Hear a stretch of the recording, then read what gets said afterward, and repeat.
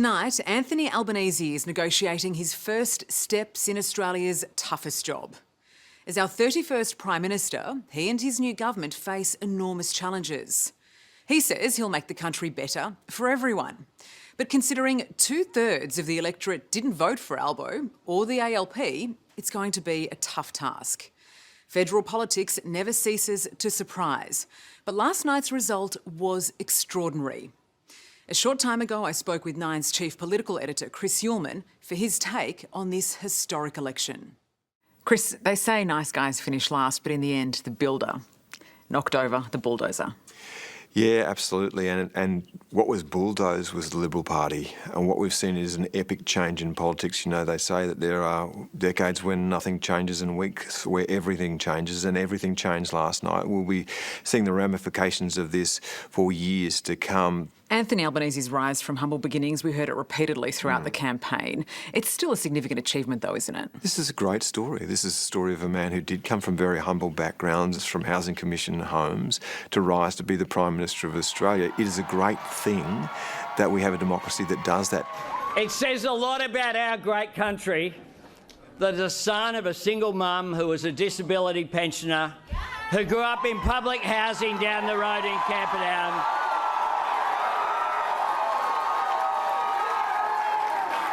can stand before you tonight as Australia's Prime Minister. Let's pause for a moment too and think about what happened last night. A democracy is a place where governments lose power and go graciously, and that's what Scott Morrison did last night. He didn't claim the election was stolen. He didn't claim that he had his right taken away from him. He didn't try to call out the army to try and keep his government in place. He thanked the people of Australia for their decision. He said he respected it. He thanked his rival. He wished him well, and he left. And it's extraordinarily brutal for him and for his family and for the people around him. But this is a sign of an institution that's working, and it's rare around the world now, Sarah. You know that. You've travelled a lot. This is becoming a harder thing to do. And even in some of our great allies like the United States, look at the way the transition of power happened there, and that's deeply chilling. At least in Australia, this transition of power has been done gracefully. Did Anthony Albanese win this election or did Scott Morrison lose? Scott Morrison lost it. And let's just have a look at what Anthony Albanese's campaign was when it stripped to its bare bones. It was a referendum on Scott Morrison. But that didn't just play out for the Labor Party, it played out for the Teal independents as well. They picked up that mood for change, and that's been really the big story of this. And I think the problem that the Labor Party has is that it didn't gather enough of the people to its own cause. It made the argument for change, but didn't make enough of an argument for people to come to the Labor Party.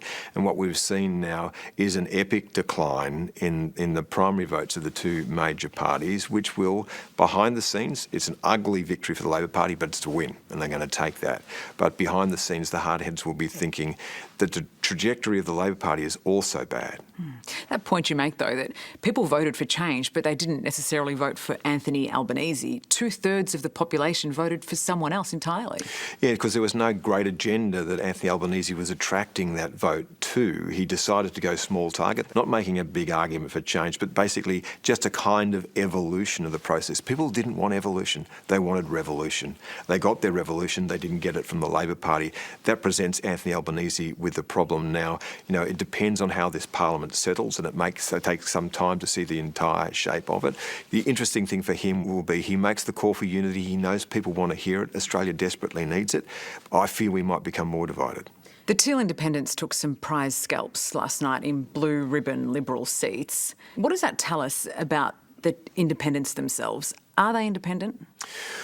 Well, there is a question mark over that because, of course, they were very well organised and very well financed by Simon Holmes à Court's group, and he said last night on our broadcast that he steps away now. He'll have no hand in that. I'll watch that with great interest because I think the need to tinker from people who do these sorts of things is very great indeed, and he'll want to have a hand in the way that this is shaped. So, yes, they have independence, but they certainly were financed and run in what looked like a centrally controlled operation. So how they behave over the next 3 years will be the measure of what they are.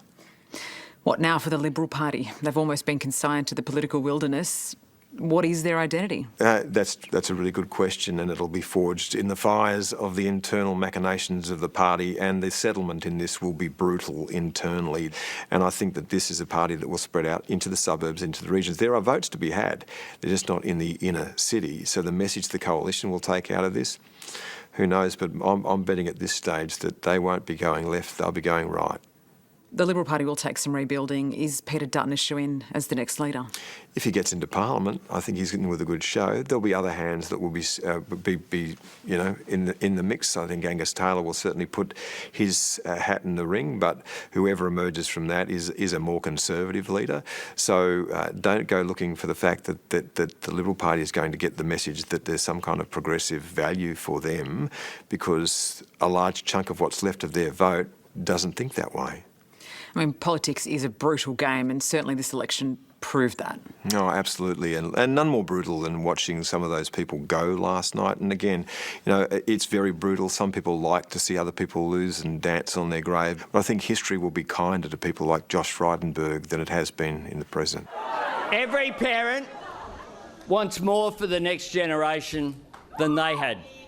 My mother dreamt of a better life for me, and I hope that my journey in life inspires Australians to reach for the stars. What sort of a Prime Minister will Anthony Albanese be? Is he up to it? Hopefully better than he was a candidate, because he was a very ordinary candidate, and it took him a very long time to get his stride. I didn't think he got into it until the last week of the campaign. It says something about you if your vote actually improves in the week that you're off the campaign trail. So he will be now tested by fire, and if he thought the campaign was hard, well, try being Prime Minister. This is a job that will exact a price every single day. He says he finishes his campaign exhausted. Well, he's only just started the race. The hard part starts now. And he says he wants to unify the country. I think that's something that we desperately need. I fear that we're becoming more divided. So he might find saying it is easier than doing it, but I do wish him well with it, because the country desperately needs it. Hello, I'm Sarah Arbo. Thanks for watching 60 Minutes Australia. Subscribe to our channel now for brand new stories and exclusive clips every week. And don't miss out on our Extra Minutes segments and full episodes of 60 Minutes on 9now.com.au and the 9Now app.